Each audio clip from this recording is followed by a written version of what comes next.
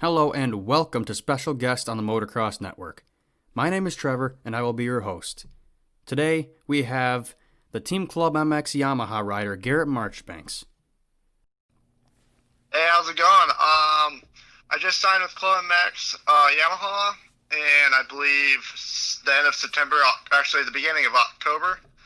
And yeah, I moved out here to South Carolina, Club MX, the facility, and I've been out here ever since then. I've been training out here with Chase Owen, Joey Crown, and I mean, we've been putting in the work, so I'm excited for this coming up season. Oh yeah, I'm excited to watch you too. Today I watched a good number of videos of you. The one I think you just posted today. You looked very fast. Very fast. You're looking really good. Oh, thank you so much. You seem to be adapting to the Yamaha pretty quick. I was wondering how different was this bike compared to the Pro Circuit one? Because obviously Pro Circuit is supposed to be like the cream of the crop in the sport. Right, yeah. Obviously, everyone believes and knows that the green bike's one of the best machines out there, and same with Star Yamaha. And honestly, this Club MX Yamaha is probably one of my most favorite bikes I've ever ridden. I mean, the handling and the power of this bike's amazing. I mean, especially for me being 6'2", 185. I mean, I definitely needed a bigger bike with more power, so this bike is like perfect for me. Well, that's good. Hopefully you can ride just as good as you did last year, or even better. You can do better. Yeah, I'm excited. So obviously you're a very new rider. You only turned pro in 2018. Yeah. You won your first Supercross race last year at Daytona. That was amazing to watch. So how did that feel last year?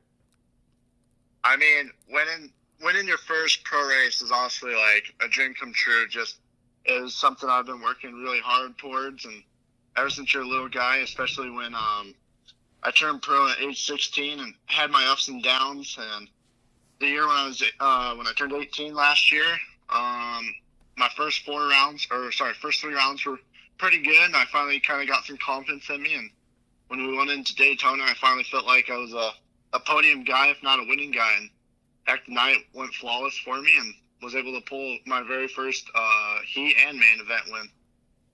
Yeah, that was amazing to watch. Honestly, last year, I knew of you, and I had a couple friends that said the same thing. Like, we knew of you, but we were not expecting that to come out of that race. Sexton looked great that day, and we see you win the heat race. We're like, oh, he's not messing around. And then you win the main event, and I'm like, okay, he's got something. Yeah, for sure. I mean, I was putting in a lot of work all offseason last year, and I felt like I was a winning guy all year. I felt like the confidence wasn't there quite yet. And I feel like after racing Tampa the first round, coming from 12th to 4th, I finally realized like okay, you can do this. You can be a podium guy every weekend if you can get a top 5 start. And had my ups and downs the next 2 rounds, but it finally felt like my starts and laps were clicking at Daytona, and it seems like all the training paid off. Yeah, that was nearly a perfect race. It was probably very scary for you too, leading that. Oh, for sure.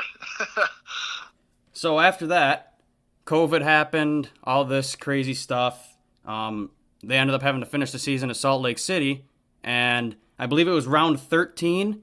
You crashed really hard and had a whole list of injuries. I believe a lacerated liver, bruised lungs, tore MCL and PCL. Am I right?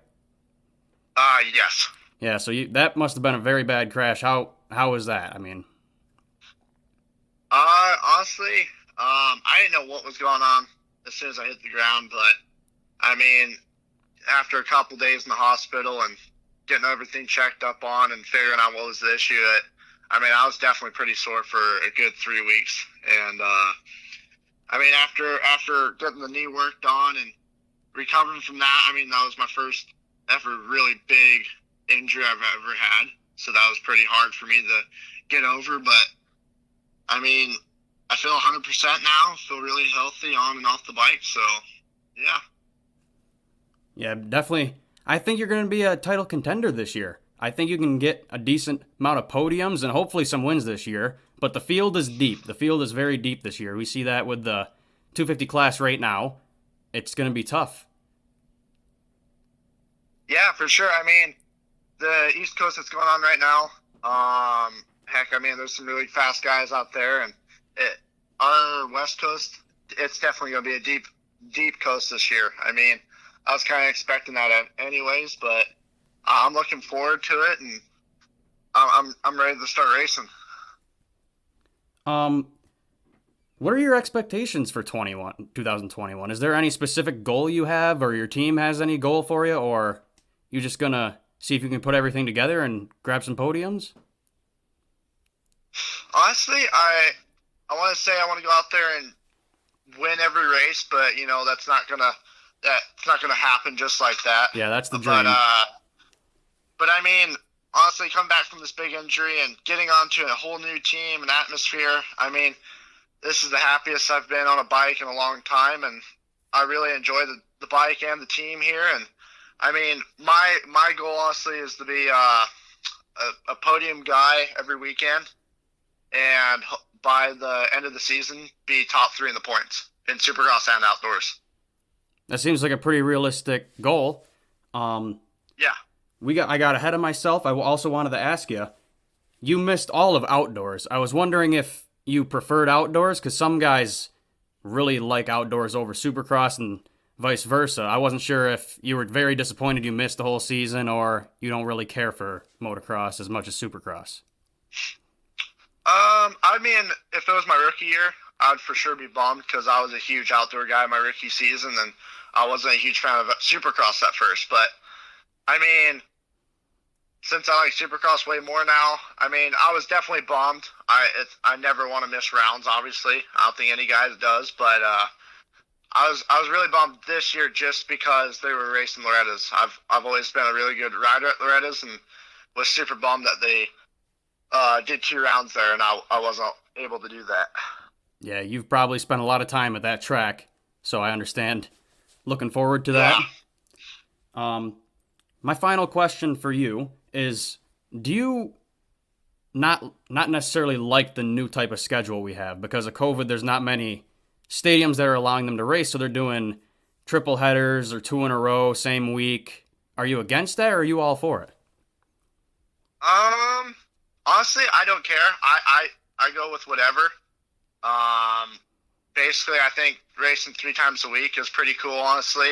It just shows who can recover and who's in good enough shape to be able to do that, and who's ready to be able to do all that work and all that racing. Oh, absolutely. That'll definitely show who's training more, who's more mentally and physically fit, because that's a lot. I mean, all those practices, sure. Qualifiers, all these races in 3 weeks, that's a lot. That's pretty much all I got for you. Thanks for taking the time to join us today. We wish you the best of luck this year and the upcoming season. I got a good feeling. You're looking very fast. Well, thank you so much, and thank you for having me on the show. Yep, all right. Thank you. I hope to talk to you again soon, and hopefully it's after you get that win. Sounds good. Thank you. All right. Thank you, too. See ya. All right. Bye. Thank you for listening to Special Guest on the Motocross Network. If you enjoyed this podcast, give us a follow if you're on Spotify, or subscribe if you're listening on YouTube. For the latest race results, news articles, or opinion articles, visit themotocrossnetwork.com. This podcast was produced by the Motocross Network. Everything Moto, period.